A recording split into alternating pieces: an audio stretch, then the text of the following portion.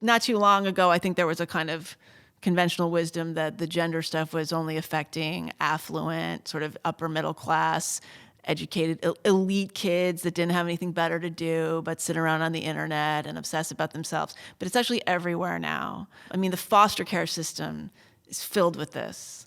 There's so many kids struggling with What's this. the this in that sense? It's the Gender dysphoria and announcement of trans identity. in the foster care Absolutely. system. I did not know that. Well, absolutely. But I mean, think about it. You've got trauma, you've got mediocre psychiatric care, you've got group homes, you've got a massive identity, problem at your core because you've been taken out of your home, away from your family.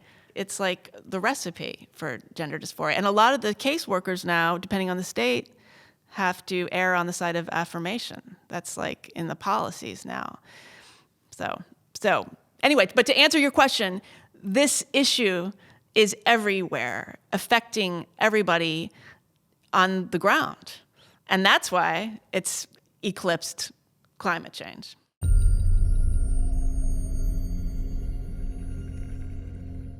Today I'm here with Megan Daum, author, podcaster, founder of The Unspeakeasy. We had a wonderful conversation, and I hope you enjoy it. All right, Megan, welcome.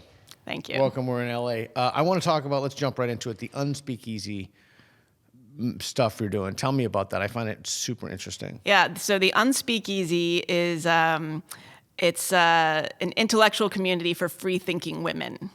Sometimes I call it a women's shelter for the politically homeless. So I guess the best way to describe it is to just tell the sort of brief origin story, okay, which is that, as I think I've been in this kind of free thought, thought criminal, heterodox space for several years now. And even before that, as a writer, I mean, I've been a journalist and an author for 30 years or more at this point. And I started a podcast, The Unspeakable Podcast, 3 years ago, and that's named after a book of mine that was called The Unspeakable. And I had also published this book called The Problem with Everything, which was very much about this whole realm that we're in. And, I'd always had people writing to me and saying, oh my gosh, I feel so alone. Thank you for having these conversations. The kinds of people who, these are things you hear from your audience too, I'm sure. But it's interesting because I also teach writing. I teach, I've taught at Columbia University, but I also teach private writing workshops, usually in memoir and personal essay. And I have a lot of female students, not all, but I get a lot of women coming into the classes. And one thing I noticed starting 3 or 4 years ago was that these women were coming to the class and they didn't even necessarily want to write stuff or have their pages workshopped. They just wanted to talk about these issues that I was talking about on the podcast. Like they wanted to come in and be able to talk about the new gender wars, for instance, or censorship in the arts, or, when the pandemic came around, they wanted to talk about lockdowns and public policy, all that kind of stuff. And they, for whatever reason, thought they couldn't talk about it with their friends. They'd had a book club incident. We know those reasons. Yes, and I was noticing, obviously we hear from men and women about this stuff, but the women had a particular thing going on, which is that they were more afraid to speak up because the social penalties in their peer group for doing so were pretty severe. They would talk about getting kicked out of their book club or a Facebook group. There's almost always a book club incident that sort of precipitates this, moving into the heterodoxy. And I just was hearing from people in that regard. And then I was looking around this podcasting space that we're in, and it's very male-dominated. Yes. The audiences are male-dominated. I would go to hangouts for, these podcasts that we love, and they'd be great, but it would be mostly guys. And I thought, wow, there needs to be a place for women to come in and talk about these things. Okay, let me ask you a question. When you say heterodox, what do you mean by that? Well, yeah, exactly. What do we mean about that? I hate that word. I'm always looking for a better one. I was the one who kind of foisted that upon you, but how would you describe the space that we're in, or that you are in? I would call it, you know what? It's an allergy to bullshit. That's really what it comes down to for me. I just want to talk honestly about what is true, with nuance. So, I mean, heterodoxy, I guess, by definition, it just has to do with entertaining multiple viewpoints, or, I see it as kind of taking things on an issue by issue basis, not sort of signing up to orthodoxy. So you want to talk about, you want to explore truth, and those conversations have nuance. And do you have tools that you use to do that? Like, are you just a dialogue, or like or is it, do the people have like minds and you get together and you have a conversation? They all think exactly the same way. So exactly. Well, then it wouldn't be very heterodox. No. I don't have like some kind of like methodology, but as an interviewer, I mean, I've done hundreds and hundreds of interviews at this point on the podcast. Now I have another podcast I do with Sarah Hayter. Sarah's great. Yeah. But I think that it's mostly just being willing to talk about an issue based on what's true about it. Okay, so guide me through this. So you do these unspeakeasies, like what happens? Well, the Unspeakeasy has many components now. So for starters, I should say we have an online community that is membership-based. It's totally private. So women, they can apply to get in. I screen everybody. Can a woman with a penis go? We have, no, probably not. A woman with a penis can be a guest speaker. And but they can't join the community. Probably not. So okay, so give me the on ground thing. So let's talk about unspeakeasy. Yeah. So what is it, like a convention, or what happens? Because I know I can't get in the door already. You could be a guest speaker. I could go in to be a guest speaker. Yeah, and we might actually. So I mean, this could go any number of ways. So we do. We have the online community, which I can tell you a little bit more about later. But we have these retreats. Okay. They're let's talk about that. So there's usually they're capped at about 18. It's usually 15 to 18 women. They apply. We do them all over the country. So we go to a beautiful place usually, and I find out what people are interested in, and I curate a series of discussions over a 3-day period, and we bring in guest speakers, sometimes in person, sometimes virtually. Okay, so explain, so this is what I'm fascinated by. Explain to me what the difference is between an all-women's space, and why would it matter if, like, there are 10% guys there? Like, it's a great question. That's why I do what I do. I know, but I don't. But it's hilarious that I started a women's community because I would be like the last person to do this. I'm not even a joiner. What is it about? What is it about a women's community that differs if we had 25% guys? Like, what would be different? Would you talk about different things? Would it be talk about a different way? What would be different? I mean, I hate to say it, but I think that the men dominate the conversation. Okay. And it's what I think it's probably true. Think that. Yeah. I mean, it's funny. I went to college that was mostly women. Then I graduated from college and I worked in publishing. I worked in media in New York. I've just been surrounded by women, female-dominated spaces my whole career. And I think I was actually a little myopic about those sorts of dynamics, like, mansplaining. Like, I don't believe in that. I was always I hate that kind of rhetoric. But yeah, I think there's something about the all-woman space. What's that something? It is, that's a good question. What is it? I think there's just a comfort level, frankly. And the thing is, you know what it is, I think, typically, you have a space of women, and there's a lot of hierarchical stuff, and there's a lot of women. In groups of women. I mean, one of the things that we're seeing with cancel culture, and a lot of the reasons these women come into the community, is because they've been in a women's space, like a book club, like I said, or whatever it is, and invariably something happens, and somebody goes after somebody doesn't want to read Robin DiAngelo's book in the book club, and then someone else starts saying, oh, I think she's a bad person, but it's all in the back channels because women won't speak to each other. They tend to avoid confrontation. And there's a lot of mean girl stuff. Like, a lot of the sort of, middle school mean girl culture has gotten mapped on to the cancel culture landscape. Okay. So I'm just trying to understand this. So you think that if men were to join these spaces, not always, but often those men would dominate the conversations? I think they might. Look, we're gonna try. I mean, we're gonna probably do a co-ed event in the summer. It's funny. I got thrown out of like a literary conference one time because somebody complained that I used the term co-ed. Which have you heard that one? I haven't heard that. As a problem. No, I know. Somebody just decided that they didn't like it because it was binary or something, or I don't know. Yeah.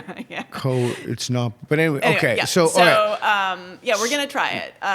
But it's not. It's not. I'm just trying to figure this out. So it's not because like if you allowed men, this would turn into some kind of orgy, or the guys would, make unwanted advances at the woman, or is that? No, I don't even think about that. I just think look, women like to talk.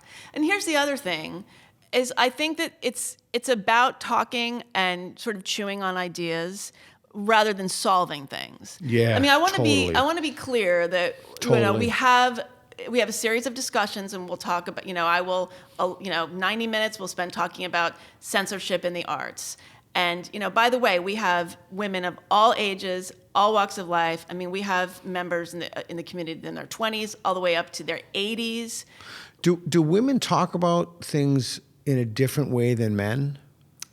Well, I don't know how men talk when it's just men, so I can't quite answer that. Yeah, it's the Heisenberg thing. But I think that there is an allowance for not knowing With and women. not needing to solve everything. But I think that it's that these women have felt that the women's spaces that they were in have been co-opted by this kind of, diluted social justice sensibility. And they miss that. They miss their female spaces. So let me ask you a question, if I may. So if there was some kind of a Turing test where you were behind a screen and there are, would you say 18 people? You capped at 18? Yeah. And there are 18 people and you couldn't see anybody, and there was a real-time AI translated in a gender-neutral voice. Do you think you could tell the men from the women? Yes. What would you look for to make that discerning judgment? Because there is something that the women say constantly that the men rarely say. Do you know what that would be? I'm sorry. Oh. So when they speak over each other, they go, "Oh, sorry. Oh, sorry. I just want to say that." I was thinking of even having some kind of a rule that you only have like 10 sorries a day. You're allowed. Yeah. Let's drill down on that. Why do you think women say? You think it's biological, cultural? I think you just don't want to be rude and interrupting. And you think that's a cultural value? I think that, is it a cultural value? I mean, that's funny. I think that there's probably some kind of evolutionary reason that women are more attuned to people's feelings. Yeah. Do you think women are attuned to people's feelings more than men in general? In general, not everybody, obviously, but yeah. Do you like women more than men, or do you like men more than women? God, I kind of like love and hate everybody equally. Yeah. Are most of your friends men or women? I mean, I certainly spend more time with women these days because I'm doing this project. Are your best friends men or women? My best friends? Well, one of my best friends is a man for sure, but I would say mostly women. Is there anything that you could say to a male or a female friend that you couldn't say to someone of the opposite sex? That I could... You mean, is there anything I could say to a female friend? Is there anything that you could say to a female friend that you couldn't say to a male friend, or anything you could say to a male friend you couldn't say to a female friend? You mean in principle? No, in practice. But I mean, if it's something, it depends. You mean independent of the actual person in my relationship with them? No. There are probably things about like bodily functions that I would not that I wouldn't have access to. That I wouldn't understand. But I think that that's just me. I think there are lots of women who don't have that boundary. I mean, I'm actually a very private person, which people find strange because I have written about myself in books for years and in a way that seems, it seems confessional, but I would argue that it's not at all. Could you imagine yourself in a male body? I can imagine it. It would be great to do it for like a day or something. Yeah, for a limited period of time. Yeah, I don't think I would like it very much. Why? It just seems... I mean, don't you think it just seems kind of burdensome? It just seems kind of... What, you mean have a penis? Yeah, that, I don't know. But, people love taking testosterone. These women that start taking it, Well, that's like because euphoric. I know that's exactly why, and you feel great, and you're stronger, and yeah. But do you feel that way every day? Just waking up like, oh, my testosterone, I'm so... Well, I wouldn't know it any other way. I mean, I wouldn't know. Right, yeah. so your baseline is already too high. So if you were a man, and I realize this is incredibly hypothetical, would you speak to your women friends differently? If I were a man speaking to my women would you speak friends, to them differently than you speak to them now? Yeah, probably. What would you talk? I would just be probably more direct. Oh. Yeah. I mean, there's really a thing that women have to do where they're like, oh, I don't want to seem like a bitch. I don't want to seem if a woman is assertive, you get the bitch word, but if a man, you never get a bitch right. unless they're like super effeminate. Right. And even then, rare, but I've heard it for super feminine men. Yeah. I mean, I was just having this conversation with somebody last night because I had like a business thing. I was trying to deal with somebody. I had like a negotiation situation. And I was talking to a man. And he was like, just ask for this. Just say this. Just demand these terms. That's the end of it. And I thought, if I said what you just said, I would sound... It would just sound terrible. Right. It would be a non-starter. But then where do you go from there? But it's the way that people say it too. Yeah. But then am I supposed to be like, yeah, I'd really like to negotiate with these terms. Like that doesn't work. Do you speak to women differently on your show than you speak to men? No, I don't think so. Somebody would have to do an analysis, but I don't think so. Do you speak to old people differently than you speak to younger people? Yeah, I speak much louder. Yeah, I can understand that. No. On the show? No, just in general, in real life. In real life, thinking of a comment. Well, I mean, I probably speak to older people in a more uncensored way than younger people. There's depending on what age they are. Yeah. There's an assumption of some kind of shared reality. Do you think that there are certain things in friendships men shouldn't share with women and women shouldn't share with men? Not necessarily. Not as a rule. What do you think of the idea of chivalry, like men opening the door for women? Oh, I think that's good. You know why? I think men like it. I think that something has happened where women, over the course of several decades, sort of got the idea that they shouldn't allow this. It's just become very awkward. You know how like everybody used to like do the social kiss before COVID? Yeah. And like that even was so awkward because it's like, do you do two? Do you just graze their cheek? Like, what I really wish that there were like very set rules for these things. And opening the door, I mean it's a natural way to walk in the door. It should just be established because it makes everything much less awkward. So you would say you're pro chivalry? Yeah. I mean, I'm like a prude. I'm pro respectability politics and just manners and dignity and you say even shame. You say shame. Oh, that's. I think people. I like to shame people with kindness. You know what I mean?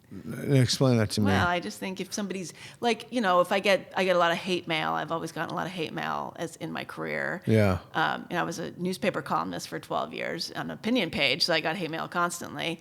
And I loved nothing more than to write back. Just if somebody was just totally unhinged, and just say, dear Mr. So-and-so, thank you for taking the time to write to me. And then just like really, and I knew it would just drive them crazy. Yeah. Do people, when you receive those, and I'm thinking of Helen Pluckrose here. Yes. Yeah. Would people give you different kinds of criticism because everyone was like...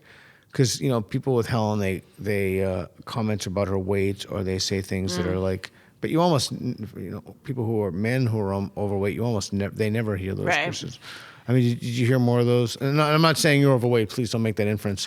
You know what I'm saying? Like, did you were the criticisms that you received in those were they gender? Well, so I was a Los Angeles Times opinion columnist from about 2005 to 2016 or so. I mean, that was a very interesting time because social media didn't really exist when I started that. So it was all about the emails from the readers and the comment threads. I was considered like the lefty chick on the page. I was the sort of chick columnist. I mean, I would write about social politics and culture. I wasn't straight off the headlines, but I did write about what was going on in the news and often in politics. It was very funny because I was considered a liberal at that time, and I was also pretty counterintuitive. There's nothing about the way my brain works or the way I think about things or even any opinions that I have now that are not the same as I had back then. But back then I was considered just your standard issue liberal. Yeah, that's the Colin Wright diagram. Okay. Yeah. I'm just fascinated by this idea of women and gender and conversations and friendships. But we don't have to talk about that if you don't want to. No, I think I can tell you that something about this community, I mean, with the retreats, it's just, we never talk about men. I don't think we have ever had conversations about like relationships. Every retreat passes the Bechdel test a million times over. I'm sure that when they're off. Oh, tell our audience what that is. With the Bechdel test? Yeah, my son taught me about that. Oh yeah, so Alison Bechdel, the graphic novelist, wonderful. I guess she coined this. It just has to do with if there's a movie and there are two. If the female characters can get through, I don't know how many scenes or like most of the movie without talking about boyfriends or relationships, then it passes the Bechdel test. Yeah, so the women talk about other stuff. I mean, I'm sure like we have plenty of off hours and people go on hikes and go to the sauna and I'm sure they talk about stuff then. But this is the kind of conversation we have. I mean, for instance, we had what are you talking about? Yeah, well, we had a retreat in Seattle. Katie Herzog was our guest speaker. Katie's great. She joined us. She's terrific for a night. She's fantastic. We had a woman, a participant on that retreat who had been in a mass shooting, maybe 20 years ago, and she had been pretty seriously injured. And nonetheless, she had pretty libertarian ideas about guns. And she had a lot to say about gun laws and just how she felt about Second Amendment in general. And she gave a whole talk about it. And it wasn't even on the schedule. Like, she was a regular participant. And it was clear that she just had this interesting perspective. So I realize this is an unfair question. It's a variation of a question I just asked you. So you're a woman, so you and I know you're a woman. So that was half a joke. Thanks. Reed got the joke. That was a half a joke. Reed got the joke. I know what a woman is. So I realize this is an unfair question because you're only in conversations. Like if a man was in a conversation with you, it might not be the same conversation. So is there either a tone, you said the I'm sorry thing. Is there because I'm trying to drill down on the whole unspeakeasy. So is there are those conversations tonally different if a man enters? We have not had a male guest. We're going to in the coming year. Is it tonally different? Then you can pause and think about that. Yeah. Is it more egalitarian in terms of the total number of hours or total amount of time? Like if you were to parse it out in a pie chart, would those pies be for equal? Each participant? Yeah, or like, was there if you add a man, he'll take up a larger part of the distribution? I mean, I can only say from teaching classes. Yeah. If there's usually one guy who's like the resident blowhard. Huh. Yeah. It's a man. mean, often, look, I mean, there are definitely obviously there are different personalities. So we have some women at retreats who are very taciturn, and then there's always a few who are extremely talkative. Yeah. And my job is I'm the facilitator. So I'm constantly, I'm calling on people. I'm trying to guide the conversation. It's kind of like hosting a big podcast with 18 people. Yeah, and you like that. I do. I love talking. I love ideas. What are some things you won't talk about? Or you don't think there's anything we won't talk about. Oh, wow. So these are really open. Yeah. What are like 2 or 3 themes that have emerged, or 4 themes, 5 themes? I mean, we definitely talk a lot about gender. It's not the main thing by any stretch, but we certainly have had women come in whose kids are caught up in the new gender movement. They tend to be really, really well informed about all the nuances of this. And I've certainly covered that topic a lot on my podcast. And I feel really strongly about covering it well. I've had excellent guests on, and part of the reason I keep doing it is that I think that it needs to be discussed in the right way by the right people. So a lot of them, listen to the podcast and they come and they want to talk about that. And you obviously think, I don't mean to be, I know there's a movie about this, I don't mean this to be flippant, but you think a lot about what a woman is. Well, no, I don't think a lot about it at all. Oh, okay. I mean, no. I honestly, I'm not one of those people who thinks that, I think trans people are all around us. I don't have any problem with trans people at all. I'm not one of these super TERFs. I have been accused by certain radical feminists of not being kind of militant enough in my gatekeeping. Why would you have this person come as a guest speaker when they're not a biological woman, for instance? What did you say? I said, it's a guest speaker. Would you complain if I had Peter Boghossian as a guest speaker? He's Probably, not a biological woman. You get a lot. No, not. Even Reed knows that. Not intimately, though. What do the heterodox get wrong about gender? Well, that's an unanswerable question because the heterodox say everything about gender. True. So some of it's right and some of it's questionable. So what do people in your space, maybe our space, what do they get right and wrong about gender? I think, the only way to get it right is to say that it's so incredibly complicated and there are so many paths into this and there are so many ways of talking about it and there are so many moving pieces that you have to be able to sort of accept that in any given conversation, you're only going to be talking about a couple of threads. It's an incredible tapestry. I mean, it is a fascinating subject because it's not just about, gender. It's about what is true in the world and what it means to be male and female and what's changed over the generations. And you and I grew up in the 70s and the 80s. I mean, I remember being a little girl in the 70s and the lane for feminine expression was quite wide. I mean, you could be a tomboy. It was cool to be a tomboy. I wrote this in my book, The Problem with Everything. It's no accident that the two biggest child stars of the 1970s were Jodie Foster in movies and Christy McNichol in television. I had a huge crush on her. Me too. How can you not? They're both lesbians, okay? Yeah. And we idolized them, and boys had crushes on them. Did you watch The Love Boat? Yes. Are you saying Julie McCoy? No. Secret lesbian? No. I watched. I'm just thinking about television shows that I've watched because you mentioned, growing up in the 70s and 80s. Well, I mean, the thing is that, as a Gen Xer, I have seen just the path, the way of expressing yourself has just gotten narrower and narrower. Yeah. And it makes me really sad. And I don't like getting older, but I have to say that I'm so glad to be the generation that I am.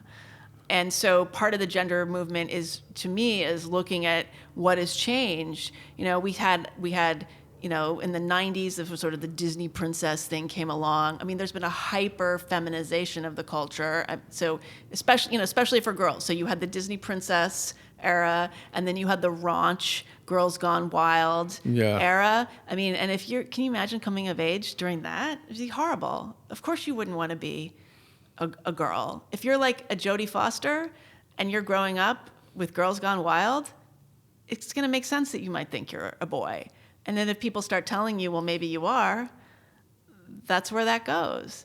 So there's so many parts of this.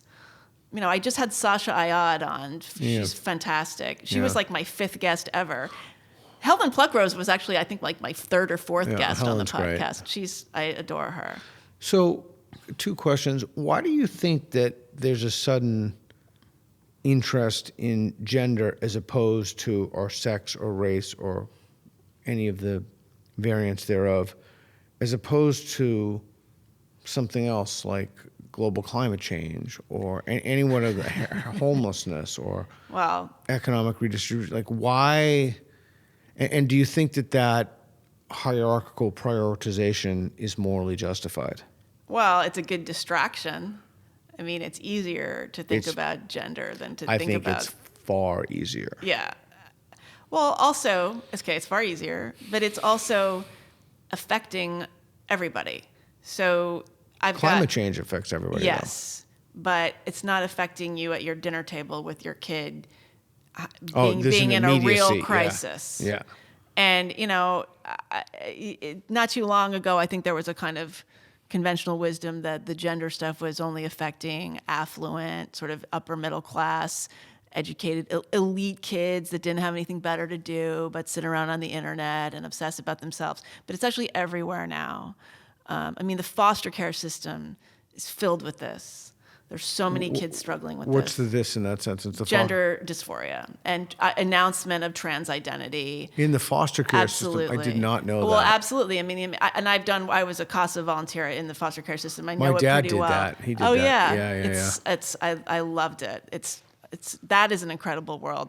No, but think about it. You've got trauma, you've got mediocre psychiatric care, you've got group homes, you've got a massive identity problem at your core because you've been taken out of your home, away from your family. It's like the recipe for gender dysphoria. And a lot of the caseworkers now, depending on the state, have to err on the side of affirmation. That's like in the policies now.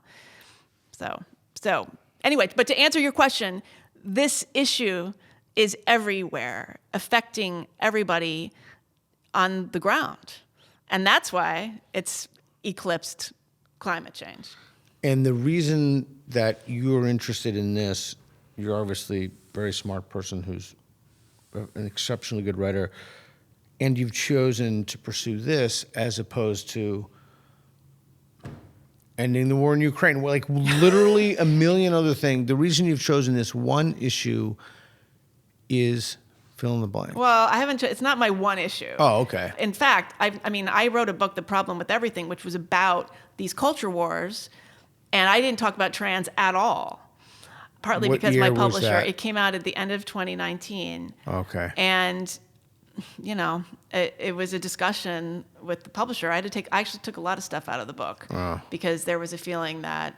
you shouldn't say. It was published by Simon & Schuster. Oh, is it? Yeah. No, trans is by no means my only subject, but I do talk about it because gender more broadly. Yeah. Well, like I said, it's like got everything, Yeah. But the thing is that it's also the reason that I don't have paid speaking gigs anymore. It's the reason I don't go to universities to do guest teaching things anymore. I think it's because I discuss gender. That is the third rail, and that's something like the mainstream, the sort of the legacy media. I'm from the publishing world. I'm from the literary world. I was in that world for 25 years. Yeah. And that's still radioactive. And if you're taking it on at all, you are... Would you like to see legacy media burn? Burn? Just be completely destroyed. It's already happening, isn't it? Yeah, it's great, isn't it? It's fantastic. All we need is the universities to follow, and that'd be good. So what's your take on that? Are you a fan of building new things? I've read your reading. I've read your things in your Substack. Are you in favor? Do you think the legacy media can be resuscitated? I kind of do. I argue with Sarah Hayter about this all the time. So we do a podcast called A Special Place in Hell. Yes, I've listened to some episodes. Fantastic. Thank you. After Madeleine Albright's quote about there's a special place in hell for women who don't help other women. And, we argue about this stuff because we've got about a 20-year age gap, sorry to say. And she's much more pessimistic about all of this. And I think part of the reason is that she hasn't known any other way. I got into the business of ideas because that's where the ideas were. Which of your ideas that you have would you want to be wrong about? Oh, that's a good question. I guess I would like to be wrong about how stupid everybody seems to be.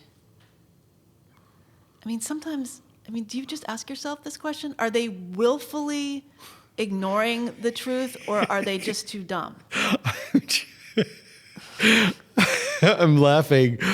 And Reed's cracking up over there because I just had a live stream about literally that exact thing and addressing someone. And I was curt with him, but that was exactly what was going on in my head. Literally, exactly. I mean, I have to think that people get it. I have been publishing complicated stuff that requires being able to walk and chew gum at the same time for the better part of my career. I mean, I have a book called I've published 6 books, okay? Right, I have a book called The Unspeakable. It's probably my best book. It came out in 2014. It's a collection of essays. They're all original essays. I wrote them for the book.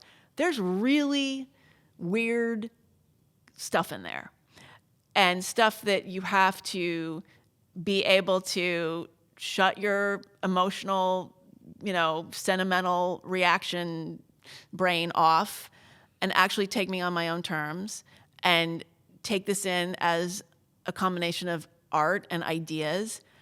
And you know what? That book got amazing reviews. It won awards. It worked.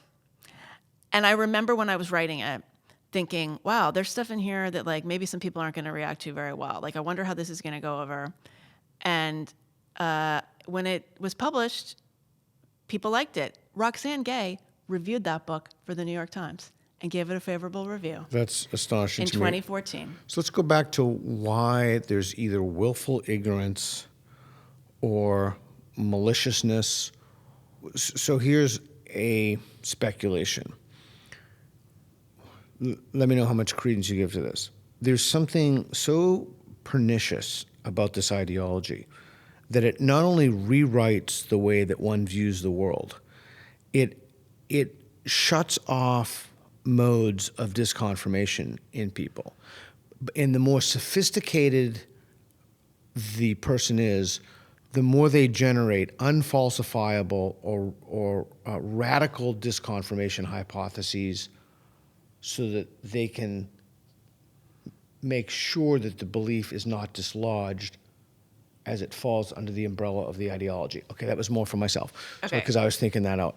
But so the idea then is that there's something so pernicious about, something so totalizing about the ideology and hijacking somebody's cognitions that they kind of shut off their mind to any evidence, but yet they convince themselves in the same breath, many of them convince themselves that they really are open to evidence.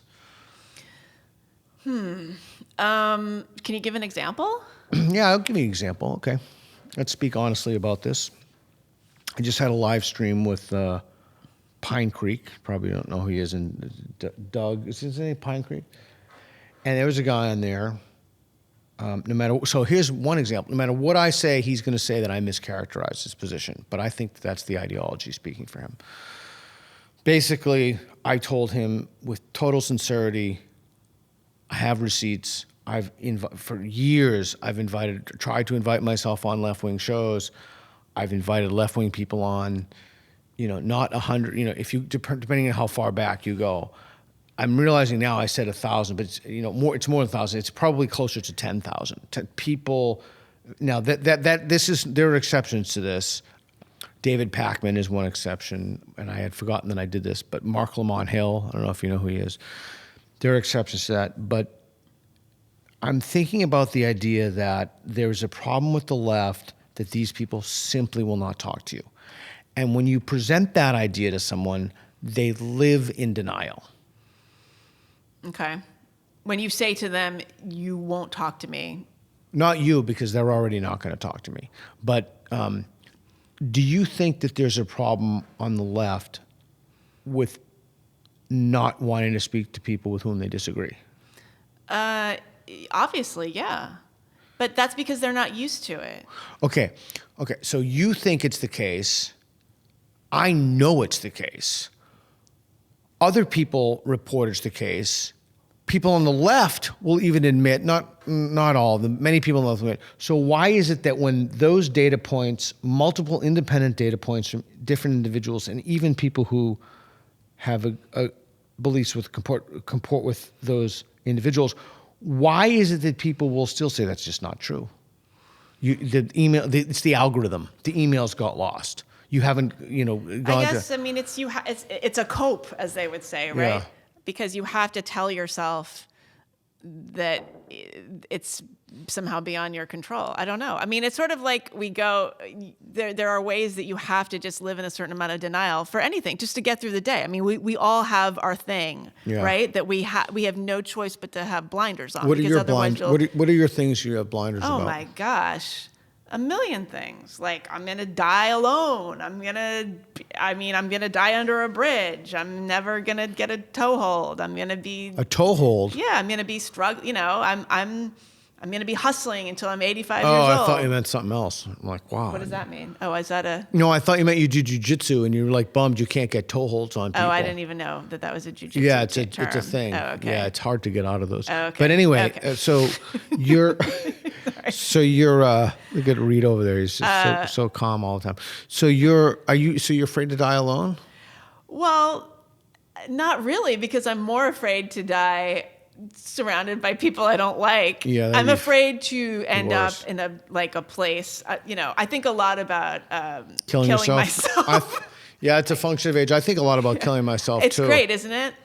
Yeah, I actually have how I'm going to do it. I'm going to go out in the woods and I'm just going to put a shotgun in my mouth. Oh, see, that's very male. Okay, see, this is a gender thing because I think about making sure I'm going to have the right concoction and how I'm going to get it. Yeah, you should never do that. You should never do that because it could go wrong Exactly. and then you're really in deep trouble. I know.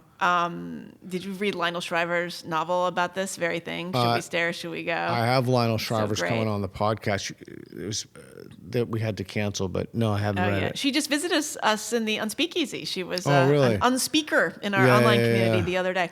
Oh yeah, killing yourself. So yeah, I have to train my brain not to think about things like that. Would you want someone else to kill you, or would you want to kill yourself? No, because you can't do that to somebody else. Yeah, you have to kill yourself. You got to do it yourself. But getting back, but hold on a second, because I want to. So it's funny when you talk about killing. If you don't have a terminal illness and you talk about killing yourself in your 20s, people think you have a problem. But when you're 50s, people are like, yeah, I can see that. Well, but they don't. But they get very uncomfortable about it. Some people totally freak out about it. Really? Oh yeah. I've told Reed a bunch of people I'm thinking about killing myself. Not right now, but not right now. End of life, I had some term because the main impetus for that is I saw both of my parents die from cancer. Me too. And it was just grisly. Yeah. There really is something as a master torturer and its nature, and that is not how I'm going down. Yeah. No. So you know what I'm talking about. Yeah. So, now we'll be demonetized because we're talking about killing ourselves. But I don't know. But I do think it's an important conversation to have, And I've had many. Yeah, I mean, we've actually talked about it. I've had many guests talk about it on the podcast, and I'm always trying to find more. Yeah, but anyway, wait. How do we get on that? People being in denial about things. Yeah, people are in denial, and I think denial. I'm thinking of that idiotic joke of the river. It's not just a river in Egypt. Yeah. There is a kind of. The older I get, the more I realize that of the power of ideology. There's something about it. I think it's an evolutionary byproduct that enabled us to survive so that we can navigate different tribes, different people. And so I think that there's something about it which I read this piece. I was just talking about this the other day. I did an interview. I read this piece that was really profound to me. My friend Tim Van Gelder sent this to me. He's a philosopher in Australia. It's called My Side Bias, and it was in this book, The Epistemology of Democracy. And the idea is you cannot. That's the one fallacy you cannot train people out of. You can't train people out of my side bias. They're going to believe what they're going to believe about their tribe. You can't educate them out of it. You can't show them evidence for it. There's just you think that your side and your tribe is right. And when I read that and really drank it in and took it in, I was so disturbed because it added a layer of hopelessness to our current predicament. Well, let me ask you this, because this gets back to what you were asking me a minute ago. Like, when you got into academia, especially in philosophy, you got into this business because you liked ideas and you liked chewing on things, and presumably that's what your colleagues and classmates were doing too. Do you feel like something changed about them? like, where did things go off the rails in terms of like the marketplace of ideas? Oh, I thought you were going to take the question that's someplace totally different from that. You mean okay? Yeah. Well, where did to answer that? Yeah. Answer whatever, however you'd like. I think that and I published a piece about this in Diluted Departments in the Philosopher's Magazine. I think by and large what happened is that, again, it's extraordinarily complicated. I'm going to try to distill it or crystallize it down into its parts, but palatable parts. I think what happened was that from the 70s and applied from the postmodernists and certain core tenets of postmodernism and cynical theories, Helen, you had her on, and James Lindsay's book, do an extraordinarily good job of discussing those. I think that it went from broad principles, and I remember learning about this when I was at Fordham in graduate school, getting my MA in philosophy. It became applied postmodernism, and I think the application of postmodernism across disciplines created something in tandem with the publishing industry to get tenure, created a covariant, in other words, two variables that acted upon each other to produce a dominant ideology. Mm-hmm. People who had university positions wanted tenure, so they published what was morally fashionable. Alan Sokol writes about this, the original Sokol hoaxer. And I think what happened is that individuals in departments and whole departments became mouthpieces for the orthodoxy. So their whole goal shifted from to find what's true or to figure things out than to forward a position, particularly a moral position. The opposite. They went from defining what's true to denying what's true. Correct. That's correct.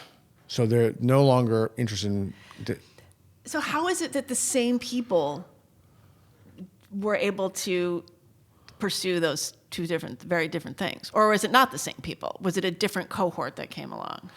That's more complicated. So part of the problem is that colleges of education where people get EDDs, college of education, many of those people, those were completely beholden to ideology. Many of those people became university administrators and then took those concepts and institutionalized them. I don't know if you've followed the situation from the President Gay at Harvard and the plagiarism. Yes. She's Roxane Gay's cousin. Did you know that? I did not know that. So I find that to be absolutely fascinating. I find that to be one of the most interesting examples, conspicuous examples of ideological corruption I have ever seen. Yeah. I actually feel sorry for her, for Claudine Gay. I feel bad for her. In a way, I do.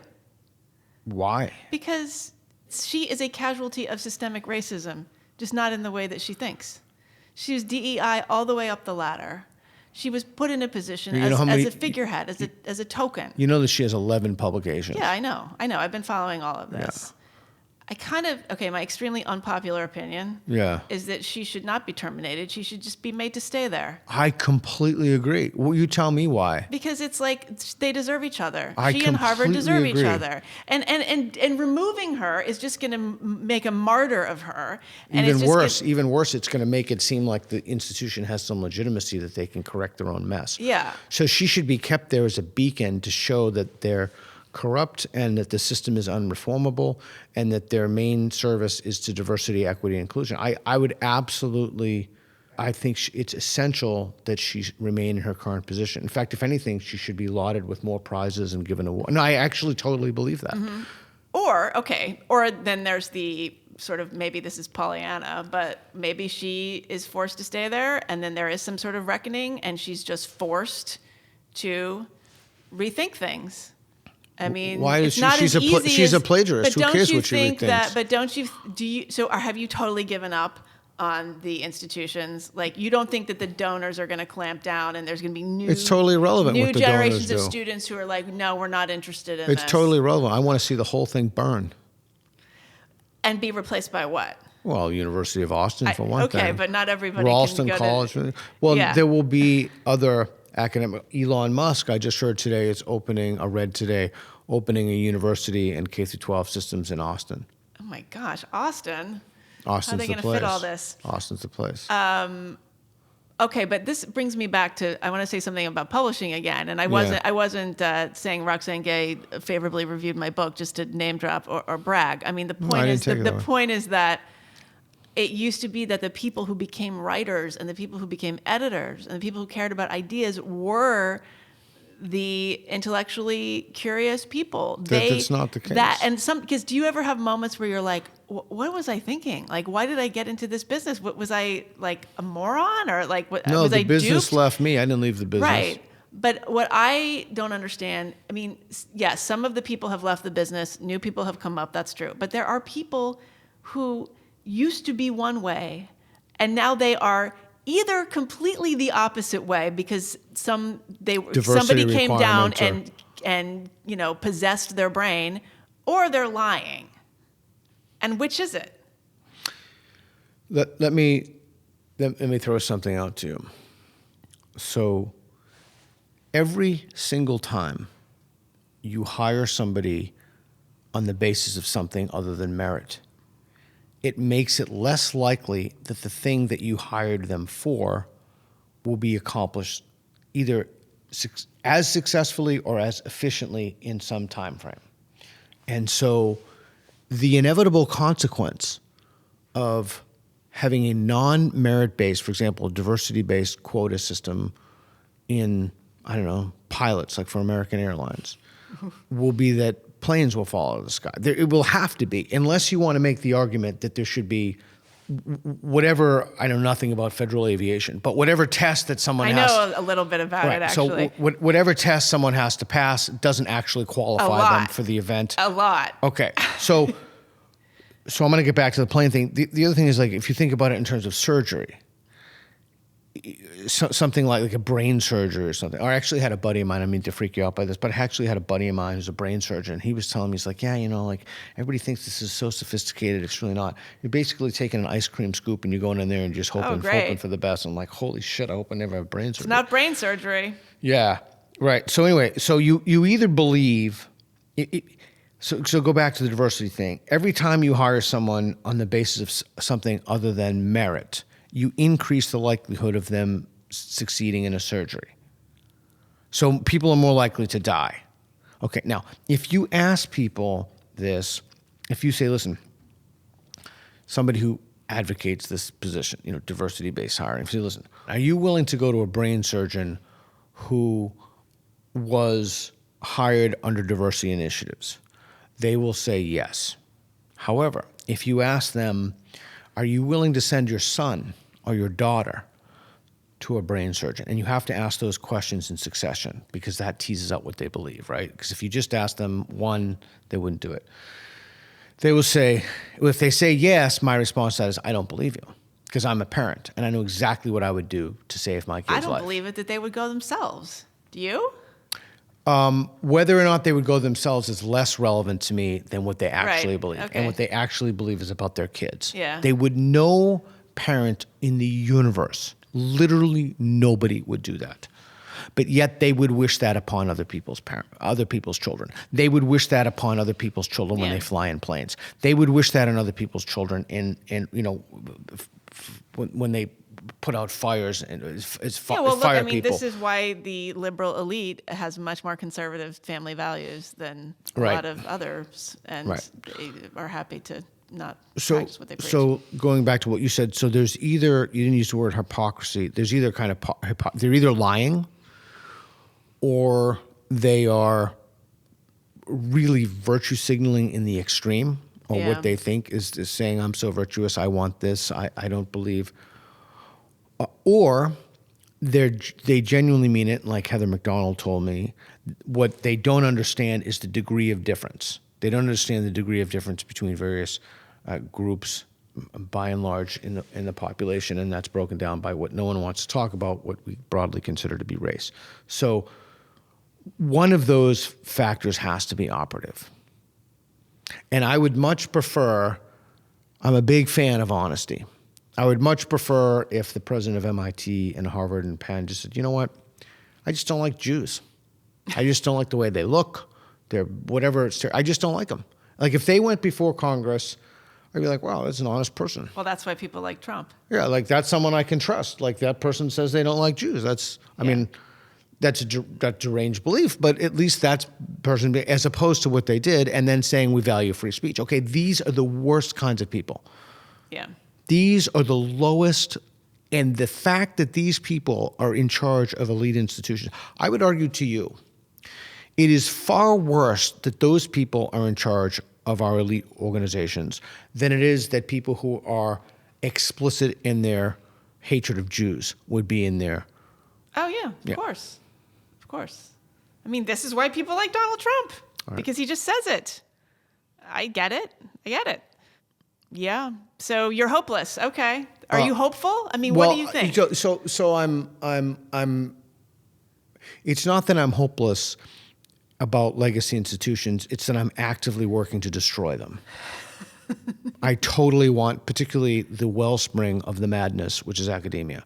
It is essential for the survival of the country that these institutions are destroyed. Now, people like my good friend Joshua Katz, former Princeton professor, who wrote a wonderful essay in Barry's Substack, argues eloquently against this, and I love Joshua. He's a good friend. I just texted him the other day. We have a substantive difference of opinion. What I am hopeful about, I'm hopeful that these institutions will die a slow death, similar to the way that in the 90s did, or early noughts, that ABC, CBS, and NBC went down, similar to the fact that major record, the internet is changing those landscapes. Mike Naina, my good friend from Australia, who I also just spoke to just yesterday, talks about the difference between information Catholics and information Protestants. You know, we have one kind of a source, and I'm much more of an information Protestant. And so I take it as a sign of hope that college enrollment is down. I take it as a sign of hope that major donors are now. In fact, I have a campaign for my nonprofit, National Progress Alliance, to stop donating to our alma mater. What do people want to do? What can I do? It's the easiest ask in the world. Just stop donating. Yeah. It literally could not be any easier. Okay, but wait, let's back up, because Sure. You say that the three major networks have gone down. You think that what replaced them was that much better? I mean, that just led to 24-hour cable news, and then that begat social media, and I don't know that that's any better. So let's say, and I think Schellenberger has done fantastic work on this with the government. I don't know. I was going to say you're probably too young to remember the Gulf of Tonkin. You're probably too young to remember a lot of active disinformation campaigns in the part of the United States government towards its own citizenry. What replaces those makes it more difficult to be influenced both by foreign agents, by enemies of the United States, and by our own government. It makes it, well, let me put it this way, when you have multiple sources from which people can go to, absolutely. One of the problems is you're going to get like insane people going to, creationist things or whatever they're kind of going to. There's just no question about that. But the other problem is you offer people an alternative to question some of the beliefs they have. For example, if you look at the studies, someone did a large study a few years ago. I can't remember the name of it off the top of my head, for what are the number one, this was like a decade ago, the number one reason why people left their faiths.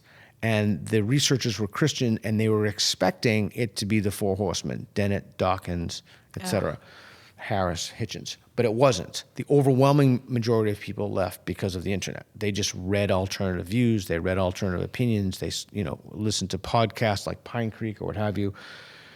So I think it offers people an opportunity both to confirm the beliefs they already have, a kind of vicious confirmation bias, and for people to challenge those beliefs. Okay. Yeah. I don't know. I mean, do you think we're better with social media or worse? No, worse. Yeah. Jonathan Haidt's research. And I also think that's gendered. I think it's even worse still for younger girls, and I think it's even worse still on TikTok. Yes. But that's partly because the boys aren't even checked in enough to uniquely be poisonous, engaged with that. What do you think about the whole crisis of males? Christina Hoff Sommers writes about that. I know she was on it before anybody. I know she's become a friend. We've done some events. She's terrific.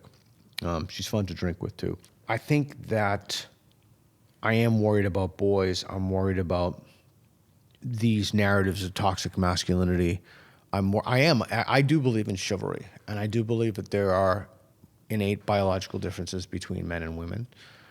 I was on a show and someone asked something about, I was on Gutfeld and someone asked a question about people sleeping with their teachers, women versus boys. Oh, yeah. And I said something, like I gave a qualifier and then I said, yeah, it's a bad idea.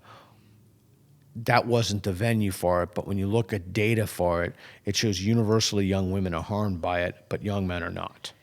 So there are even differences there. I'm not advocating No, I know. that that's child rape. I'm just saying that there are differences between males and men and women, girls and boys, and I think that we need to acknowledge those differences, particularly when it comes to violence as well. Yeah, I mean, it's hard to know how much of that is cultural. I mean, culture reflects the biological imperative, right? So it's hard to know. But yeah, did you see May December? No. The movie, it's sort of inspired by the Mary Kay Letourneau case. No. It's a Todd Haynes film with I haven't Julianne seen Moore and Natalie Portman. Is it good? Well, yeah, I mean, it's the Mary Kay Letourneau story. She was the one that she was the teacher that had an affair with, he was in 7th grade or something. And then she went to prison and then they got married later and had kids. It's a crazy story. But yeah,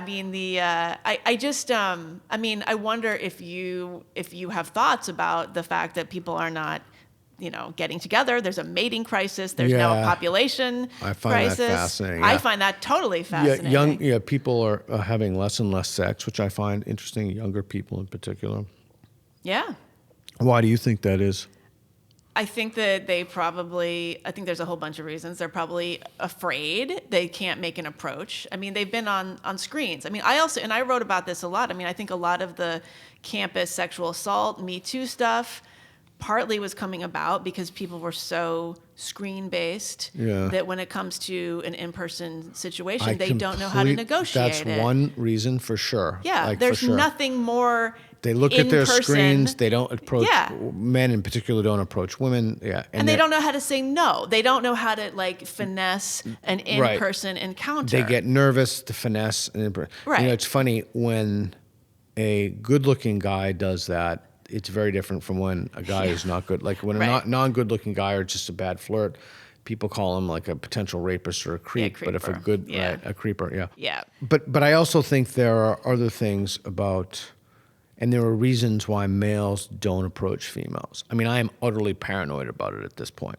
But you probably didn't used to be. No, never. I mean, that's the thing too. Is nobody. If you're in the dating world, if you're not on an app, you're essentially not in the game because nobody will approach anybody in person. Which is a shame because those interactions. There's something about just, you know what I mean? There's something about just holistic. Hey, let's go out for a drink or go out to dinner or hang out. But.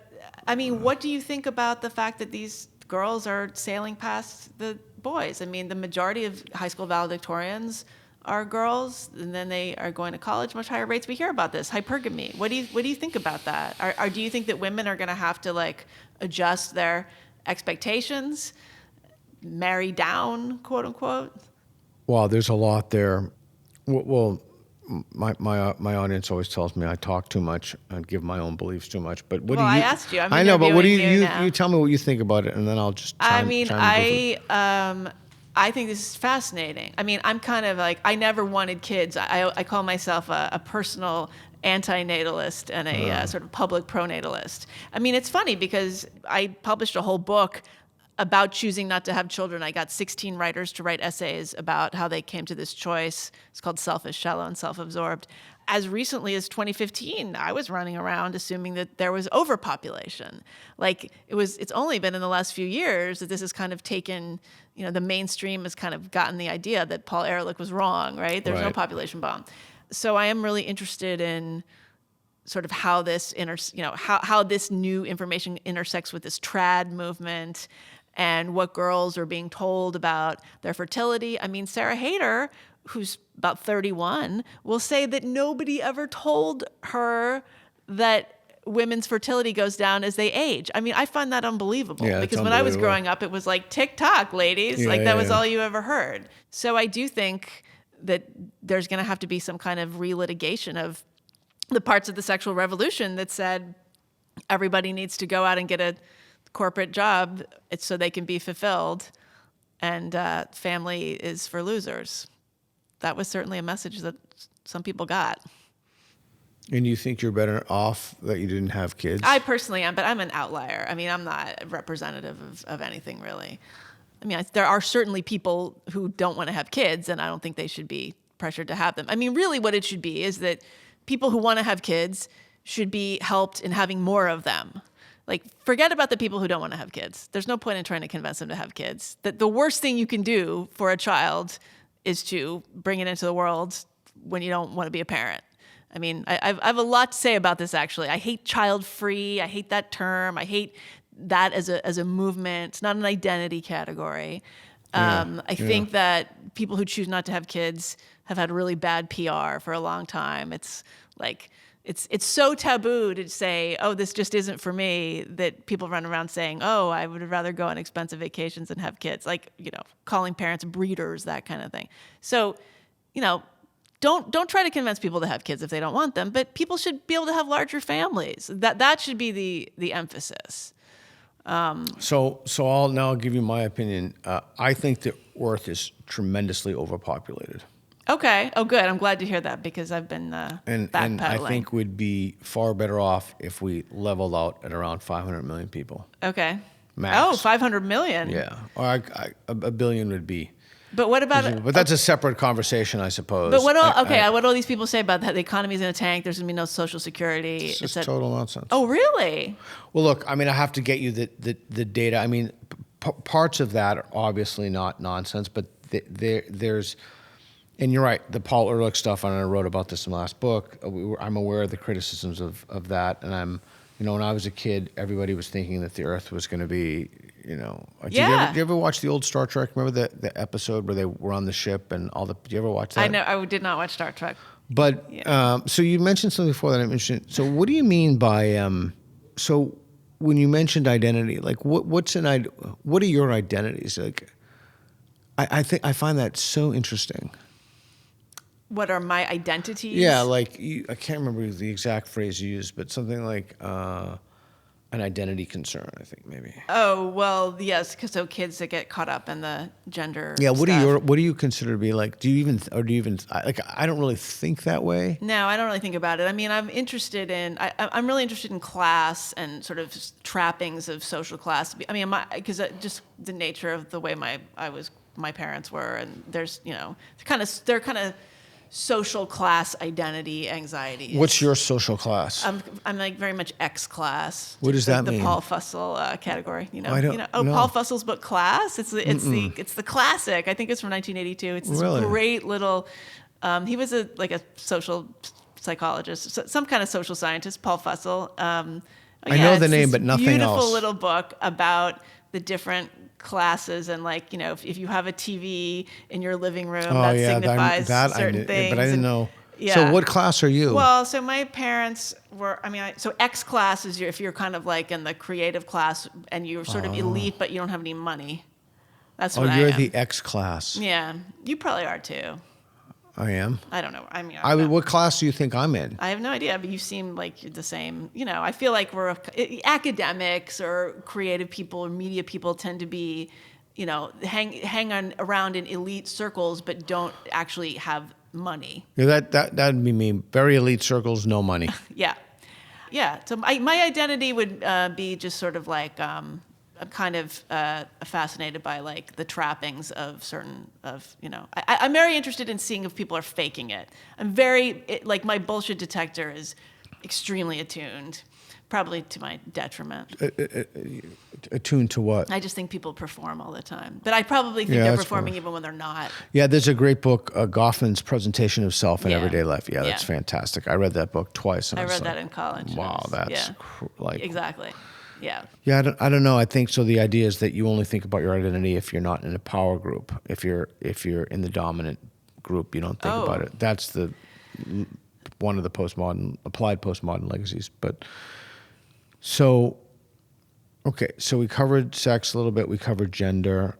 We covered the unspeakeasy. We covered what else should we be talking about? I mean, there's so much. Yeah. What do you feel like you don't talk about enough?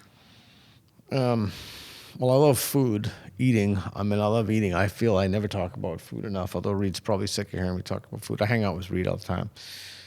What I don't talk about enough. I mean, in terms of like intellectual ideas. I don't know. Yeah. Like, what do you wish? Like, do you ever get? Let me ask you this. Yeah. Like, do you ever get sick of yourself? Like, do you feel like you're sort of walk around like thinking about this stuff that we're into all the time to the point where you can't sort of have a normal interaction? All the time. It's really bad. Constantly. Yeah. Like, what happens if you get... Reed's laughing. Yeah. But what happens if you get invited to like a normie dinner party or something? Like the holidays are coming up and yeah, you're well, like, come okay. over. And all right, like, so let me tell you what will happen. So, I'll go out. Well, first of all, I almost only associate at this point with, I don't know, public intellectuals. That is so bad. I know, it is. It is. That sounds awful. It is. Well, I actually enjoy it, and almost always Reed is there, and almost everyone thinks Reed and I are gay, which is rather interesting to me. Do you see it? Not now that you mention it. Yeah. No, I didn't. Reed's dying. No, but when I do go to events or when I do go, almost invariably these issues will come up. And no, I 100% of the time something will come up about something in this space that I will have thought about extensively. Right. And I will just think to myself, okay, here I go again. I'm trying to get away or whatever. Yeah. That's one of the reasons I like wrestling so much, is because like intense physical activities, you don't think about this. Right. And when your senses are very active, you tend not to think about this stuff. But I do think about it to the extent of my own detriment. And I think one of the reasons that I think about it, it's always coupled with a sense of marvel. I just marvel at how idiotic it is, how truly, truly ghastly stupid it is. Wait, the ideology? What do you mean? The whole thing. I mean, all of it, men or women. And But do you think that most people just aren't thinking about it? Because, I mean, it would take like literally someone who's 10. I mean, the level of indoctrination that you would have to go through to believe like you would have to believe so many priors, like in a Bayesian sense, you would have to misassign probabilities to so many discrete points along the way to get you to believe something, these propositions that are just monstrously stupid. Well, the gender one for sure. But what else? Where to begin? I could just go on. Every disparity in outcome is caused by systems. Right. That is... I can see people getting tangled up in that, but I can see racism is the ordinary and everyday state of affairs. Yeah. Okay. That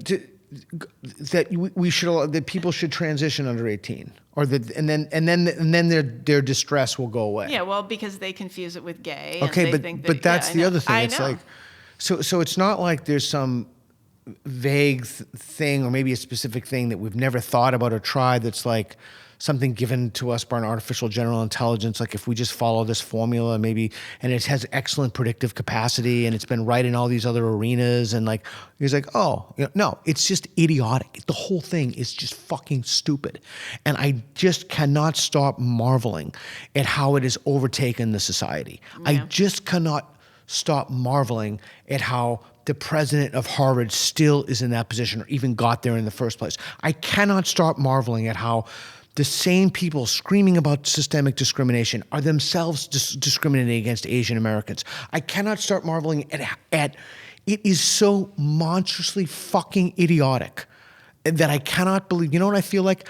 I feel like one of those fish in a tank that cleans up the shit on the wall. You know, those like sucker fish that suck all that shit in. And if like somebody's got to suck the shit up, I don't want to be the one who sucks the shit. Like I don't want to be the one who's thinking about this all the time. I actually don't like thinking about this all the time. It's just too stupid. And I think because it's just so stupid that it has actually caused me a degree of cognitive damage. Yeah. Do you ruin dinner parties? No, I don't say anything. You don't say anything? Not really. But so what do you do? Because I go in and I say, I'm not going to say anything. And then they go, oh, what have you been up to? What do you talk about on your podcast? What do you talk about in your thing? And I try to like, just, change the subject. But then that's kind of rude. I mean, someone wrote a book. I can't remember the name of the guy who wrote that book. Read How to Have Impossible Conversations. It's a great dinner guide. But so when I am in those situations, I basically just ask questions, and I just try to use those as learning encounters, or try to things that I can figure out or that I can learn from. Yeah. And I find that helps. But very rarely now do I just, like, random people just don't invite me out to hang. I always hang out with people like you. Like, we hang out with people you know. Yeah. And now, because of the culture war, there's such a deep division that's just, it's becoming ever more divided. I have noticed that many people I've been speaking about this a lot because I think it's alarm bells should be sounded. Many people in the anti-woke movement are becoming either Christian nationalists, or they are creating their own echo chambers, which I think is extraordinarily dangerous. Yeah. Well, what Christian nationalists? I'm not up on that. Well, the idea that I take off in the substitution hypothesis, the idea that belief is the default, and as Christianity has gone down, the woke religion or wokeism has replaced it. And so we need to bring back not just the vestiges of moral propositions within Christianity or the metaphysics, some guy Jesus walking on water, but we need to bring back Christianity. This is a Christian nation founded. Because if we don't, fire with fire. Yeah, because if we don't, then people will just think men are women, and they'll do all kinds of insane shit. So I am concerned. I'm deeply concerned about that, and I'm deeply concerned that we just revert to this kind of tribalism. Ideological tribalism that's facilitated by social media and algorithms, and the fact that we segment ourselves off into communities and like-minded people. I like to do that too. It's certainly easier. Yeah, it's lower effort. It's certainly easier, and it's the thing I've been thinking about is my level of frustration at dealing with people who are simply not good faith actors. And I think that my tendency in those situations, and I see this happening over and over again, and I think I'm right, but I'm not sure, is that I tend to impugn them. I tend to ascribe negative motivations for why they hold beliefs that are just so contrary to reality. They're just, and it's not even that they're pretending. It's just that, I don't know. So I've been thinking about that a lot. But I will say that I think that participating in this so deeply from the moment I wake up to the moment I go to bed has not been a good thing. I just do not think it's, it's not like you're thinking about physics or something. It's like you're thinking about profoundly stupid ideas all the time. And you're thinking about how to take the kernel in those ideas and make them palatable to other people who are thinking in ways that are less likely to help them come to true conclusions. And so part of the problem is that you always have to hold in your brain is like bloated by a proliferation of ideas that are just simply nonsense. And you have to both keep them there, everything at the same time in your head. It's like when we do, when Reed and I do the spectrum street epistemology. So you have to just keep them there at the same time, and you have to engage them in such a way, it's like a tightrope. It's like threading a needle. And so I think that's one of the reasons, like when I do these live streams or with these conversations, I'm never tired. But when I do the street epistemology, or when I engage people who hold just demonstrably idiotic views, I think that's why I become so exhausted. It's just completely, like, my head hits the pillow and I'm out. Like, just done. Because you're in combat mode. Just done. Yeah. So I don't know what my son said something interesting to me. He's like, you're doing this and you're thinking about this so other people don't have to. Well, yeah. And I say, if the smart, thoughtful people don't speak up, the stupid, thoughtless people are happy to do the job. I mean, that's what kills me, is that sometimes the smart people are smart enough to keep their mouths shut. Yeah, I'll tell you, I will tell you what I fantasize about. I fantasize about taking entire cities and walling them off and giving the people exactly what they want. You don't want the prison? Great. You want to abolish it? Terrific. We're going to abolish the prison. You don't want the police? You want to defund the police? That's fantastic. You can do that. You don't want to go through democratic processes and you want to rip down statues and destroy buildings and you don't want these people arrested? Great. In fact, Balaji has a wonderful thing where he talks about blue cities, red cities, and gray cities. Gray cities are the internet structure, Bitcoin cities. Oh. I fantasize about giving these people exactly what they want and consigning them to realities that we know will be dystopian in very short periods of time. However, they will not be allowed to leave, and their successive generations will not be allowed to leave. And so they will have to be faced with the consequences of their ideology, and their posterity would have to be faced with it as well. That's what I think would be a kind of beautiful justice. Didn't you just describe the city of Portland? Yeah, but except with the exception is you can move in and out of Portland. I want a huge wall placed around the city so that everybody who believes these, and you want to vote for Ted Wheeler, he, him, great. You vote for he, him all you want. You can vote for, this is your own city, you can destroy it, you can rip up the whole thing, excavate it, put a massive make the whole thing a great cesspool in the name of social justice. You're certainly welcome to do that, but you're not leaving, and neither your kids and neither your kids' kids. You're going to have to live with the world you created. So why do you still live in Portland? I moved. You did? I did. Oh. I got out. To where? I can't say for safety reasons. But I got out because there was one moment in particular where I was walking, and did I told you this, Reed, right? I was pretty seriously threatened, and I'm like, okay, it's now too dangerous for me to. Because somebody recognized you. Yeah, and there was almost a very serious altercation. Wow. Yeah. And either I would have been charged with murder, or they would have got me. Wow. But I'm telling you, I'm virtually positive I could have taken at least one of them down before I went down. Because of your toehold. I told them, no, but I just don't want to place myself in that situation. I don't want to be threatened. I think that's one of the reasons why terrible. I love going abroad so much. It's like, it's just, I always feel, maybe it's illusory, I don't know, but probably not if you look at gun murders or murders in general, though I hear that London has a lot of knife attacks, although certainly we didn't see anything. I found it to be a very civil place where people respect the commons. But I do think that there has to be a kind of consequence to your beliefs. And that consequence has to be localized, and that consequence cannot be pawned off on the general populace writ large because you are harboring some delusion about the nature of systemic racism. I think you have to live with the consequence of that.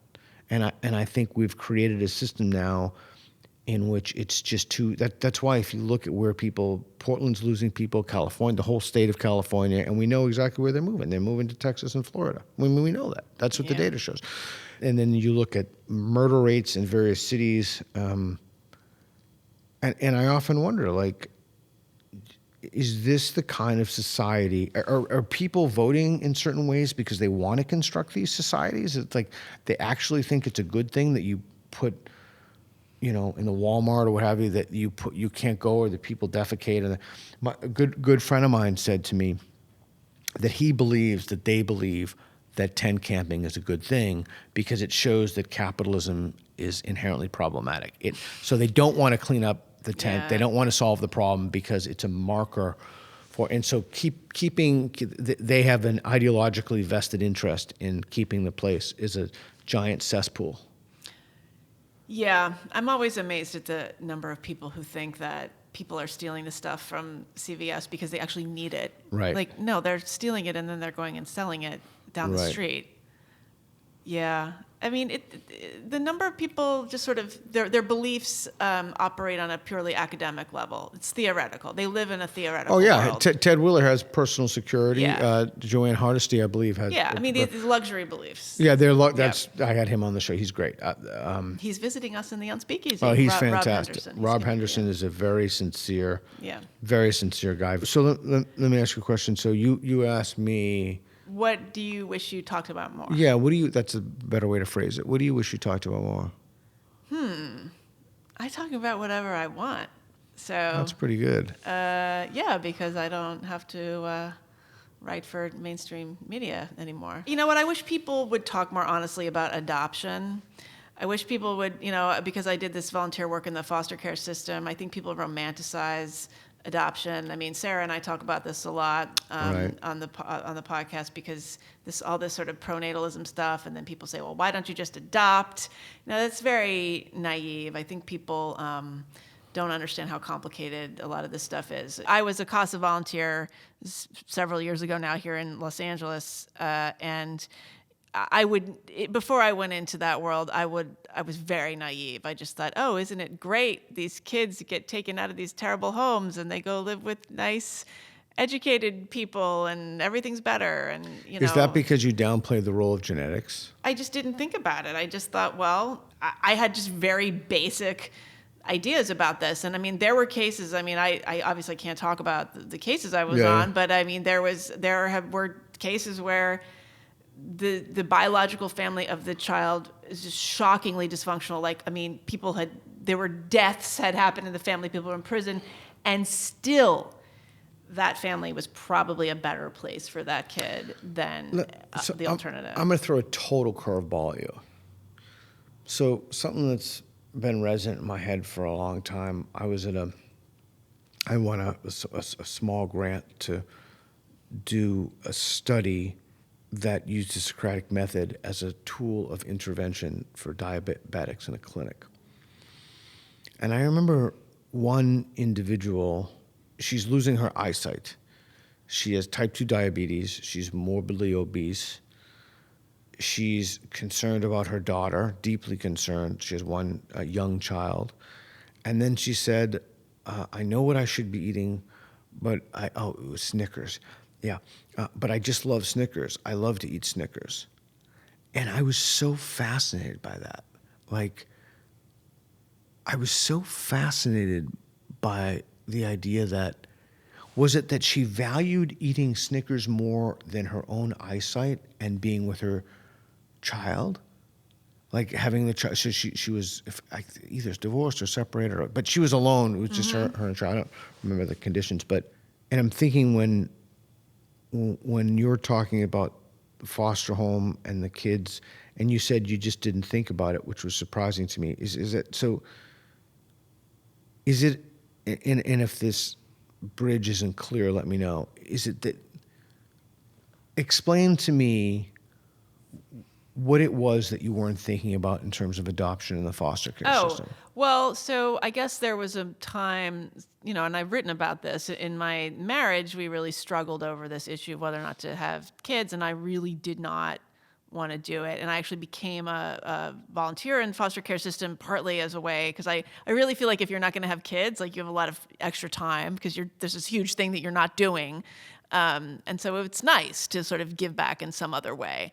And so, but I remember like having this vague in the back of my mind thought like, well, maybe we could adopt an older kid. And maybe that would be, even I would never have said this out loud, but sort of like, well, even though I would not be a great mom, it would be better than the alternative for this kid. Like the bar would be so low that we would be okay.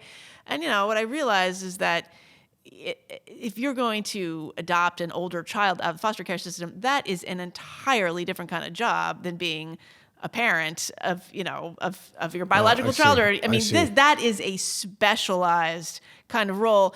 And I just think people are very simplistic and sentimental about families in general. I think people are very sentimental about children and parents and family life. And that can have unintended consequences when it comes to making choices for kids. Okay. And I mean, it's always, it's the least bad thing. It's never the best choice. It's the least bad choice. So when you chose not to have kids and you had more time, did you feel that gave you more time to work on your relationship with your husband? No, because that's why our marriage kind of fell apart. I mean, what the funny thing is when you don't have kids, in a marriage or relationship, your marriage is right in front of your face all the time. You don't have the kids to be a distraction.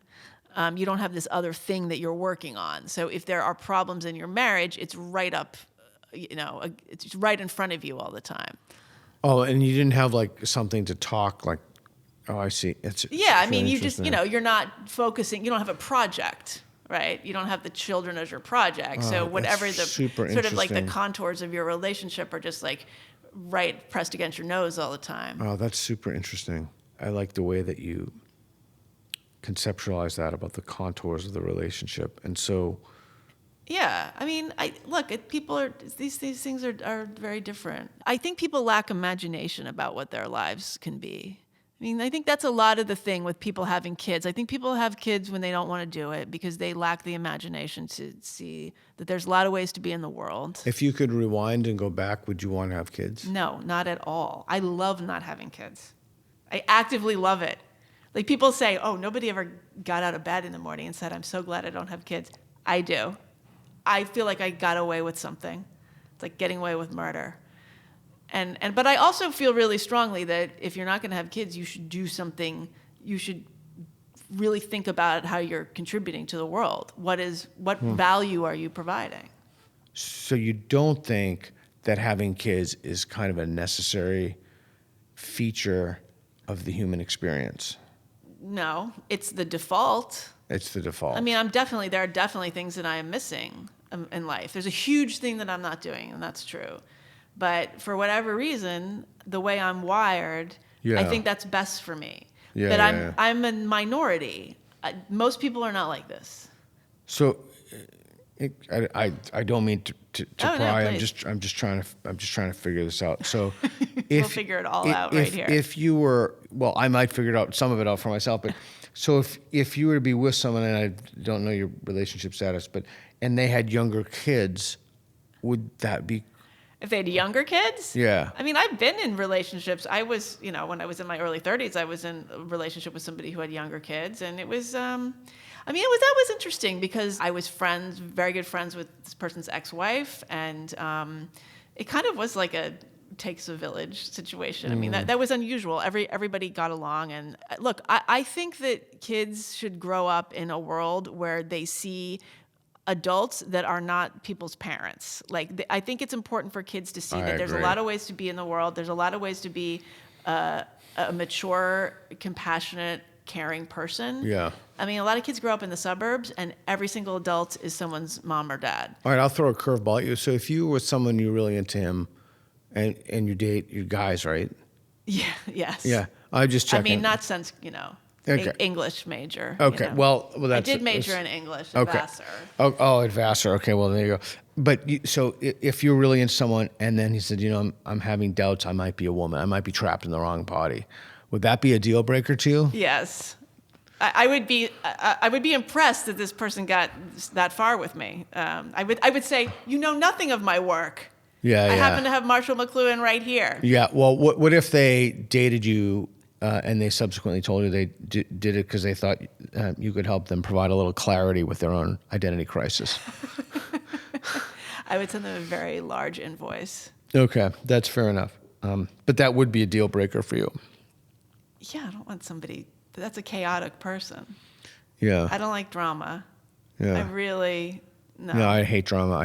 I'm always fascinated by these cases in which it's a man and a woman, and then the man decides he wants to be a woman. Of course, I'm putting all these in quotation marks, and vice versa for the woman. And they remain together and live together as, I don't want to say different, but whatever it is. The woman stays around, you mean? Or you're saying they both switch? They both transition. Oh. So that's more understandable to me than one person transitioning, because that's kind of like that. In a sense, it's not what I signed up for. Yeah, but I think you see that in those AGP guys. One of the subsets of trans identity would be the middle-aged male who's sort of a cross-dresser and is autogynephile. Yeah, I have a good friend of mine who's. Yeah, that's what you saw historically, and those guys are not gay. So no, he's not. You would see he's married to a woman. Yeah, no, I know people like that, and Yeah. they've stayed. And you get into middle age, and probably they don't have much of a sex life anyway, and maybe they're good friends and partners, and it's not in her interest to leave him, and that's fine. I've been thinking about friendship a lot lately, and I've been wondering about what those limits of friendship are, and what the limits of a relationship are. And I think the question is very different in your teens, 20s, 30s, 40s, and now 50s. And this social shift has ruined a lot of friendships. a lot of relationships. Yeah, and the other thing, James Lindsay said this to me. He's like, the thing about this culture war is you never know who is going to be your friend in 1 minute and who is going to be your enemy in another. And he said that to me years ago, and it was profoundly true. It certainly turned out to be profoundly true. But I think in my 50s, I looked like Reed over there. Like, I completely trust Reed. I would literally trust Reed with my life. And there are some people with whom I'm in relationships with them. I'm not talking romantic relationships. I'm just talking relationships. It's not that I need their approbation, but if some people, I mean, I can't think of any other way to frame it other than say, were to like turn on you, that you'd be more emotionally distraught than other people. Like, there's a kind of, not all friendship is the same, and not all explicit repudiations of friendship are dealt with in the same way. And so it's interesting to see when people talk to me and the reasons people give for why they're not your friends anymore. Like, I do think, like, I was thinking about that, what you said about being in a relationship with a woke person, and assume it was something beyond sexual, like at some point you just wanted nice company or share a glass of wine with someone and just talk or whatever, watch a movie together.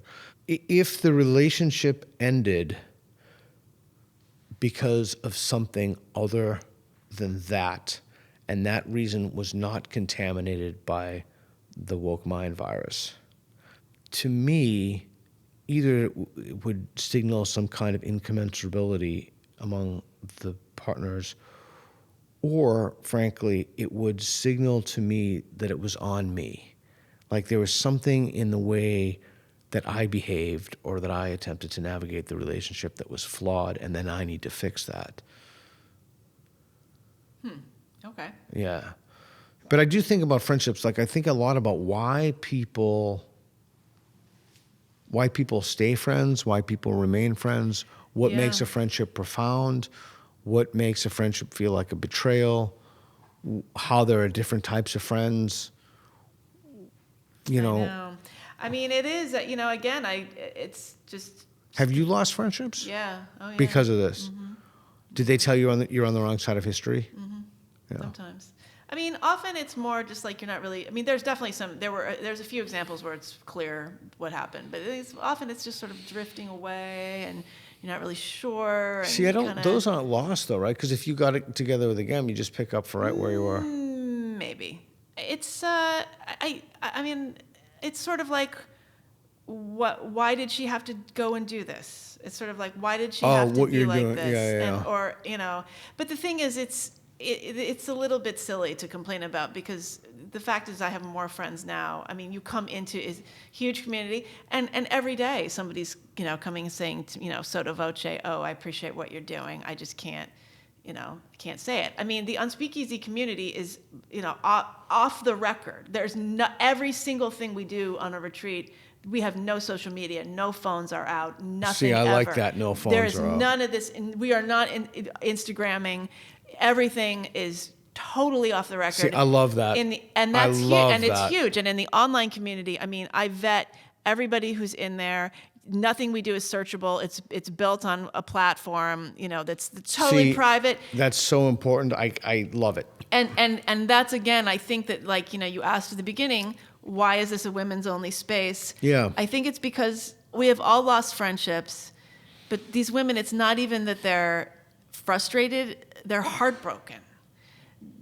When these women would write to me and say about what? About the relationships that have been lost over this social change, over this ideology. It's like, I lost my best friend, I can't talk to my sister anymore, the parent group has completely imploded because of a gender thing, and they take it really, really personally. Yeah, it'd be interesting. Of course, we hear things like that. We bounce it off our own experiences. It'd be interesting to talk there and talk about friendship. Yeah, you should come be a guest speaker. I mean, the other thing is that our online community members, they're organizing their own in-person meetups in their own cities. Yeah, I mean, good. It's amazing. Like, all over the country. I mean, they're all over the world. We have people in different countries. We do our meetups, and people are up at 4 a.m. if it's Wow. depending on the time zone. I mean, it's pretty incredible, and I think that it ultimately comes from a place of not only befuddlement, but deep sadness about what's happened in their relationships. That's absolutely true. Yeah. And I feel it too. You know, You feel I a feel deep sadness? But I feel sadness about people I knew from the literary world. Not sometimes. speaking to you anymore. Yeah, just sort of like what happened, because I thought that we were in this world together because we Right. cared about ideas. Right. No. Like were we just hanging around drinking wine and eating cheese, maybe, and gossiping about people's agents? Maybe so. Yeah, that was overridden by the ideology, right? That was overridden by by a certain set of particularly toxic and noxious ideas. Yeah, and I just... But so that's the thing. So some of those people, so the ideology I predicted long ago, well, recently I started saying I gave it 6 months. I'll give it 5 months. It'll be largely pushed into ill repute. Do you think any of those people are going to say, hey, Megan, like, whoa, I did this. I'm sorry. I was harboring false beliefs about the nature of reality. I'm really sorry. Please forgive me. I mean, we have many women in the community who, people, they you. come in. Do you think people are going to say that to you? Yeah, they come in, to me? Yeah, like the people who have abandoned you or just, canceled you as your friends. Do you think they're going to say that to you? Have any of those people said anything? I can't think of anybody in particular. You think they will? Maybe. I mean, the more we talk about it, no. I mean, I almost guarantee you they won't. I mean, but tell me. I hope I'm wrong. But we do have a lot of people come in the community and they say, I'm recovering from this. Like I was totally swept up in this, and I realized I was wrong, and I lost all my friends. But have they said, I hurt someone, I'm sorry, I called them on the phone, I told them I'm sorry? That's true contrition. Mm-hmm. I think some people have done that in the community. Have anyone done that with you? No, I don't. I don't require that. Like I don't. But it's not a requirement. I don't really care. But so people, if they did that in relation to you, it wouldn't be for you. It would be for them. Yeah, I mean, here's the thing about me. I'm not. I don't consider myself canceled. I consider myself problematized. Right. You have an article about that. I'm too. The thing is, I'm too much of a squish. Like I am not going to. I'm not like so polarizing. I'm not some edgelord. So I mean, Sarah and I had Rebecca Traister on our podcast the other day. People will come on. So I don't think that I was ever so extreme that I was like completely thrown under the bus and that anybody would need to come crawling back to me for any reason. I don't think it's really like that. I think it's more just like a wariness. Or, in the case of the gender thing, I think there are people who are genuinely confused and see people who talk about these issues the way we just did as the equivalent of homophobic conversion therapy bigots of yore. My friend, you know who Faisal Al-Mutar is? Oh, yeah. He's like one of the most amazing human beings I've ever met. He's a very close friend of mine. And he was talking to me about something like beware of people who change their religion multiple times. Yeah, right. I simply do not think I could trust somebody ever again. Ever. Like even on a minor level in terms of my relationship, not with like, the keys to my car or something, which is leased, by the way. I don't think, because I was thinking about, I said that because you said about, the X class or whatever, not rich. You didn't say, no, do you drive an old Volvo? That's no, I drive I can't stand my car. In fact, I'm never there. I don't even know why I leased it. But anyway, I got caught up in leasing. Oh yeah. So I don't think I could ever trust those people again. Even if they said, listen, I'm sorry, I'm wrong, I'd be like, I accept your apology, don't worry, shit happens, water under the bridge. I don't think I'll ever speak to them again. I don't know why I would. Well, you're more out there, I think. I'm not sure anything, but one of my very close friends, one of my closest friends is Matt Thornton. He wrote The Gift of Violence. He'd be a great guy for your podcast. I wrote the afterword to that book. One of his superpowers I have learned an amazing amount from. He has an extraordinary ability to completely cut people out of his life and never speak to them again and never look back. And I have learned that from him, and it has been a remarkable gift. A remarkable gift. Once someone's out of my life, once someone personally harasses me online or fucks with me or goes to a conference when they're, whatever it is, if I'm there because I'm there, they go to, once that line has been crossed, they're dead to me. I want nothing to do with them. What if it's like a young person? No. Who doesn't know better? Dead to me. Okay. More of my life at this point is behind me than ahead of me. Yeah. My point is not to be someone's redeemer. I'm not your own personal Jesus. I'm glad we got that straight. Yeah. Okay. Yeah. Wow. I do think it's a funny age to be at 57. I do think that, I was telling Reed this the other day, it's weird. It's like you'll say something and people will just look at you and listen. And that seems like a very recent phenomenon. I think it's tied to my gray hair. Or you walk into a store and people won't assume you're going to steal things. Or, I mean, there are examples of maybe that you're just invisible. Age privilege. Yeah, maybe it is that you're just invisible. But I do think that, yeah, I just don't want to deal with it. I just literally, we walk through life. We have a limited amount of time, and how you treat people matters.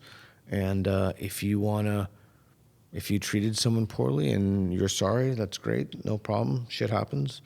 But you're dead to me. Move on. I'll give you no time. I don't harbor any animosity toward you. I don't hate you. I just don't want anything to do with you. That's it. I'm done. Yeah, I don't know. I tend to be, I feel like time is limited, but I don't have time for grudges. I kind of feel like that takes up a lot of bandwidth, though. And it is funny. So many people think, and Reed knows who I'm talking about, so many people will think, Bogosian hates me. No, I don't think about you at all. Like, you literally never enter into my consciousness. I don't dislike you. I might dislike some of the ideas you hold independently from you, but I think that there's a kind of, and it's not ubiquitous among young people, but it's very common. I can't remember, I think it was Erik Erikson, who's, the stages of growth development when young kids go from me, I, and then we become, some people don't grow out of those narcissistic, self-indulgent stages of growth development, and then they latch on to things, people, and figures, and I've seen that more pronounced as I get older. But yeah, it's like, I want to live the rest of my life. I want to have a good time. I want to be with my friends. I want to do work that matters. I'm sure you're exactly the same way, right? Yeah. The Unspeakeasy, and you're trying to do work that matters, and you're trying to help people, and neither one of us have time for bullshit. Like, I don't have the inclination. I don't have the desire. I don't like the drama, like you said. Yeah. So I don't know what the point would be for even attempting to give this individual or their ideas countenance. There's just simply no point to it. Mm-hmm. What would be served by it? Yeah, I don't know. I guess it depends on what you're, I don't know if they're not, the person would not be dead to me, but I don't need to have a counseling session with them. It's way better after they're dead to you. Yeah, Right. It's just a much better, I'd like to bestow my friend Matt's superpower upon you. Oh. Yeah, it's just, there's no vestiges there of anything. Like, Yeah. you just Okay, well, anyway. I'll work on that. I'm a few years younger than you, so Yeah. maybe I'll get there. All right, cool. Well, thanks for talking to me today. Thank you. I hope you enjoyed it. We covered a lot. We did cover a lot. Where can people find you? Well, they can find my Substack, megandom.substack.com, The Unspeakable Podcast. D-A-U-M. D-A-U-M, yeah. And theunspeakeasy.com is where you find out everything about the And your Substack is Unspeakeasy. great. And the Substack, I have 2 podcasts, many books. Just Google me. You'll find out all kinds of unpleasant things. Yeah, and don't believe everything you read, right? Oh, my gosh. Especially not the last few years. Yeah, I know. Look at Yeah. the dates. All right. Thank All right. you. Appreciate the Thank you. conversation. It's fun. Thanks. Thank you for watching. Everything we do is under the umbrella of the National Progress Alliance, nationalprogressalliance.org. It's a nonprofit, independent 501c3. Your generous donations keep us going and keep fueling content like this. So please help us out. Make a donation. We very much appreciate it. Thank you.